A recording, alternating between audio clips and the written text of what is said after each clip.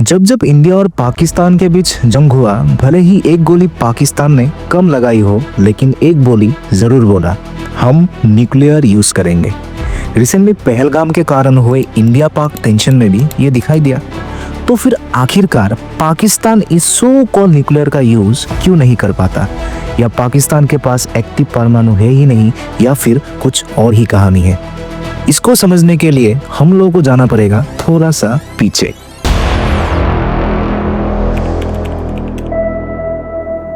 ये वो दिन था जब इंडिया का पहला nuclear test operation smiling Buddha किया गया था।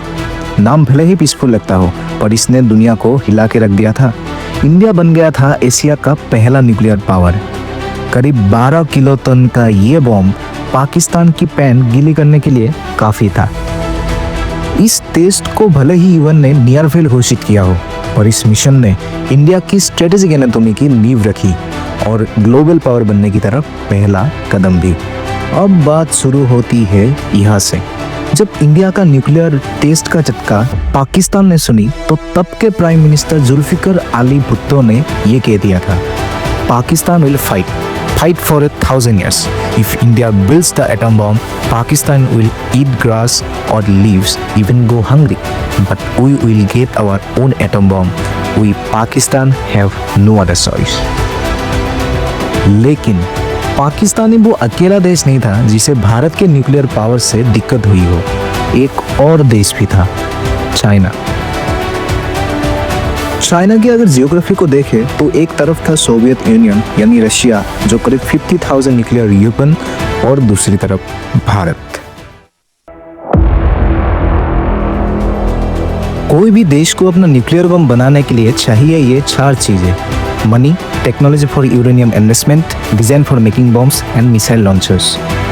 बहुत शिद्दत से भीख मांगने के बाद पाकिस्तान को लीबिया और सऊदी से पैसा तो मिल गया, और यूरेनियम एनरिचमेंट का पूरा किया डॉक्टर अब्दुल कदीर खान ने, जो जर्मनी का एक साइंटिस्ट जिन्होंने नेदरलैंड की यूरेनियम एनरिचमेंट फैसिलिटी से कुछ सेंसिटिव डॉक्यूमेंट चुराकर पाकिस्तान के कहूता प्लान में सेटअप किया, और इसके चलते नाजायज औलाद ने इनको अपना न्यूक्लियर बाप बना लिया।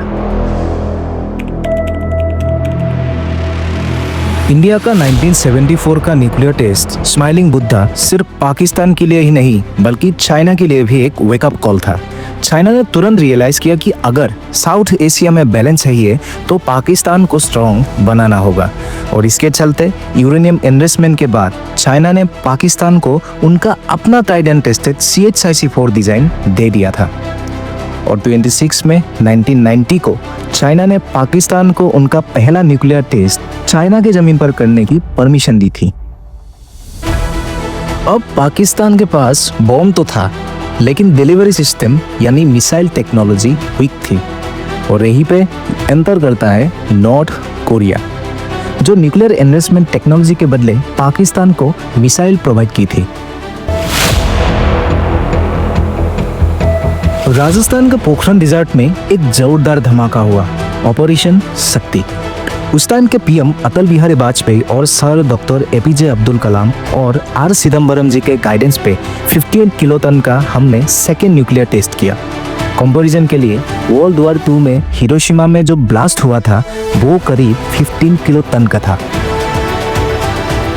ऑपरेशन शक्ति एक एक्सट्रीम सीक्रेसी में प्लान हुआ था। सब कुछ इंटेलिजेंस एजेंसीज के नजरों से छुपा कर किया गया था, और यही था इंडिया का स्ट्रेटेजिक बोल्ड मूव।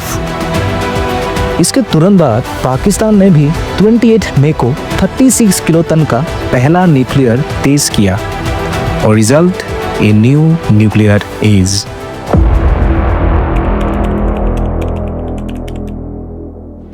इन न्यूक्लियर टेस्ट के बाद भारत ने नो फर्स्ट यूज पॉलिसी 1999 में अपनाया था।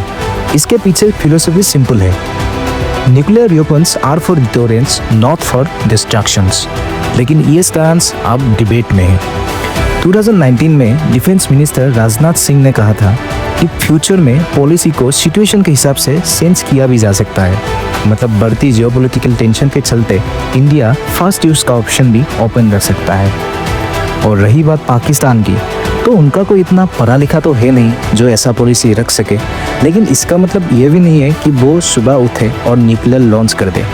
पाकिस्तान भी न्यूक्लियर तभी यूज़ कर सकता है जब क्वेश्चन उनके वजूद में आए। ऐसे ही कोई भी देश न्यूक्लियर लॉन्च नहीं कर सकता। रिसेंटली रशिया यूक्रेन वॉर में भी रशिया जैसे देश पर कितने सैंक्शंस लगे। हालांकि रशिया ने तो न्यूक्लियर थ्रेट भी नहीं लिया था, तो वैसे ही पाकिस्तान अगर करने की कोशिश भी करे तो हालत कुछ अपने पैरों में कुल्हाड़ी मारने जैसा ही होगा। अगर हम वही सवाल पे वापस आए, क्या पाकिस्तान न्यूक्लियर वॉर स्टार्ट कर सकता है? तो आपको क्या लगता है इतना औकात पाकिस्तान की करंट सिचुएशन को देखते हुए? जय हिंद, जय भारत।